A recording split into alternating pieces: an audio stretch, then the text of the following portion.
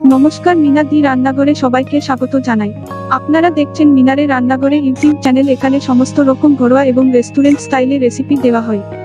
আমার এই ইউটিউব চ্যানেলটি যারা এখনো সাবস্ক্রাইব করেননি তারা সাবস্ক্রাইব করে নিন, আর যারা সাবস্ক্রাইব করেছেন তাদেরকে অসংখ্য ধন্যবাদ। নমস্কার আমার প্রিয় দর্শক বন্ধুরা, আমার রান্নাঘরে আপনাদের সবাইকে স্বাগত। আজকে আমি এসে গেছি আপনাদের কাছে একটা ভাপা ইলিশের রেসিপি নিয়ে। এই ভাপা ইলিশ গরম ভাতে খেতে খুবই ভালো লাগে এবং সবাই এটা খুবই পছন্দ করে।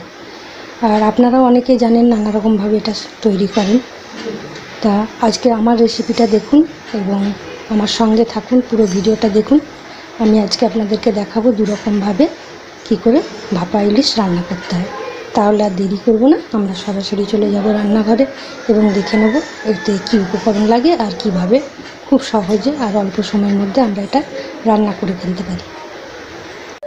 ইলিশ মাছ ভাপা বানানোর জন্য আমাদের যে উপকরণগুলো লাগবে সেগুলো হচ্ছে, এখানে আমি নিয়ে নিয়েছি সাদা সর্ষে 2 চামচ, কালো সর্ষে 2 চামচ, কয়েকটা কাঁচা লঙ্কা, নুন, হলুদ, সর্ষের তেল। আর এখানে নিয়ে নিয়েছি আমি 2 জায়গায় মাছ নিয়েছি, এক জায়গায় 5 পিস আর এক জায়গায় 2 পিস লেজা আছে।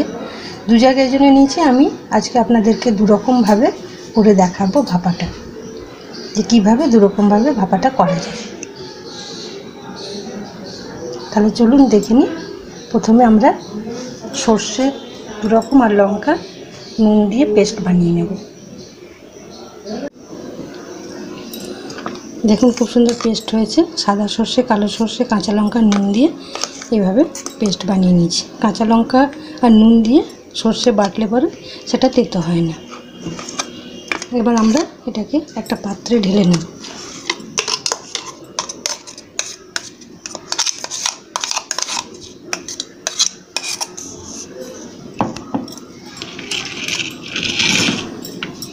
এবং এর মধ্যে আমি দিয়ে দেবো সামান্য লবণ। লবণ আমরা অল্পই দেবো, কারণ আমরা একবার দিয়েছি বাটার সময়। এবার আমরা এর মধ্যে একটু সর্ষের তেলও দিয়ে দেবো।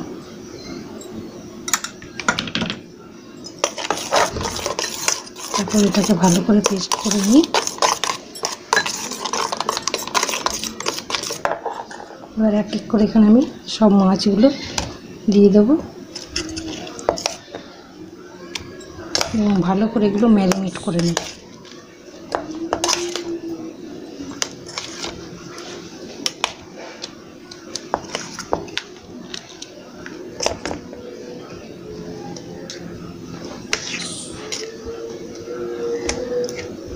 এইভাবে প্রত্যেকটা মাছ আমরা একসাথে ম্যারিনেট করে রেখে দেব।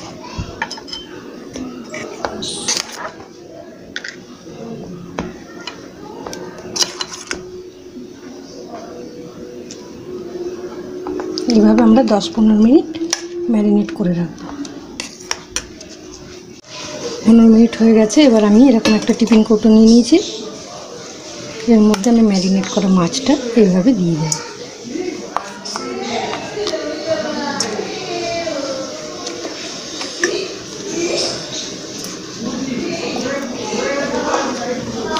আমার রেসিপিগুলো যদি আপনাদের পছন্দ হয়ে থাকে তাহলে আমার চ্যানেলটিকে অবশ্যই সাবস্ক্রাইব করবেন এবং পাশে থাকা বেল আইকনটি অবশ্যই প্রেস করে দেবেন, যাতে আপনারা আপডেট থাকেন এবং আমার রেসিপির নিত্য নতুন নোটিফিকেশান আপনাদের কাছে সবার আগে পৌঁছে যায়।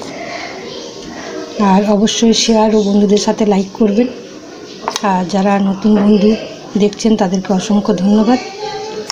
যারা পুরনো বন্ধু আছেন তাদের সহযোগিতা আমি সবসময় কামনা করি এবং আপনারা আমার সঙ্গে থাকুন আর থাকবেন।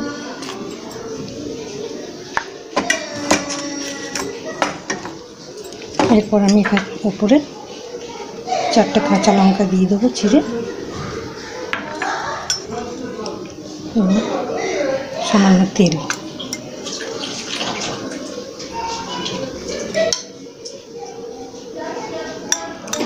এবার এটা এভাবে বন্ধ করে আমি কড়াতে আগেই জল বসিয়ে রেখেছি। এখানে একটা স্ট্যান্ড দিয়ে দিয়েছি। জলটা আমাদের গরম হয়ে গেছে।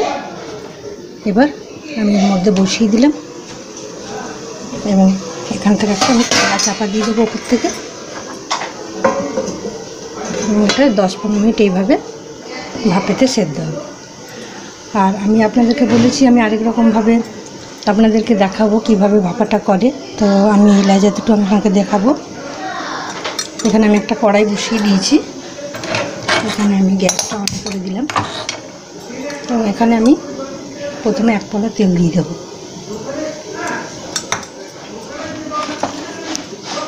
এবং এখানে আমি ম্যারিনেট করা মাছগুলো দিয়ে দেবো।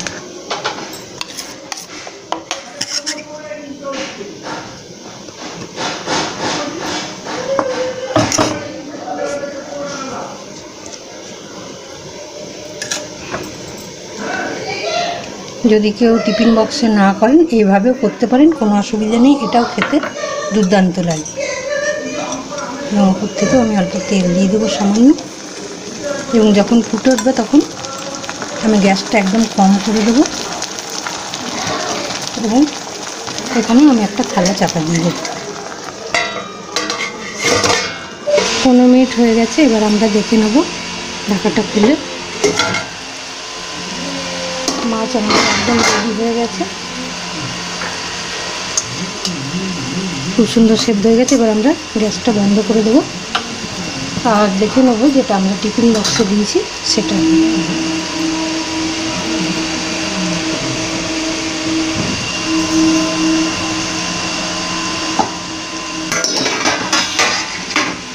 এটাও আমি গ্যাসটা বন্ধ করে দেবো।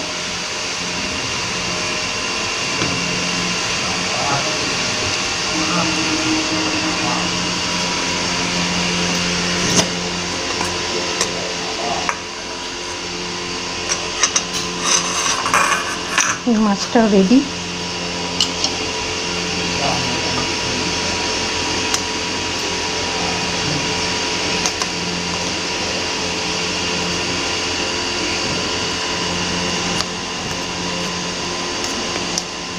এবার আমরা সার্ভিং বলে ঢেলে নেব। গরম ভাতে সার্ভ করার জন্য আমাদের ভাপা ইলিশ একদম রেডি। এবার আপনারাও এইভাবে বানিয়ে ফেলুন ভাপা ইলিশ, আর খেয়ে অবশ্যই আমার সাথে কমেন্ট বক্সে শেয়ার করবেন আপনাদের অনুভব কেমন হয়েছে। যদি কোথাও কিছু ভুল ত্রুটি থাকে বা কোনো প্রশ্ন থাকে অবশ্যই আমাকে কমেন্ট বক্সে জানাবেন, আমি সেটা উত্তর দেব। আর আপনারা যে পুরো ভিডিওটা দেখলেন এবং এতক্ষণ আমার সাথে টাইম শেয়ার করলেন তার জন্য আপনাদেরকে অসংখ্য ধন্যবাদ। আবার এরকম নতুন কোনো রেসিপি নিয়ে আবার একদিন এসে যাব আপনাদের কাছে। আজকের মতন এখানে বিদায় নিচ্ছি। ভালো থাকবেন, সুস্থ থাকবেন, নমস্কার।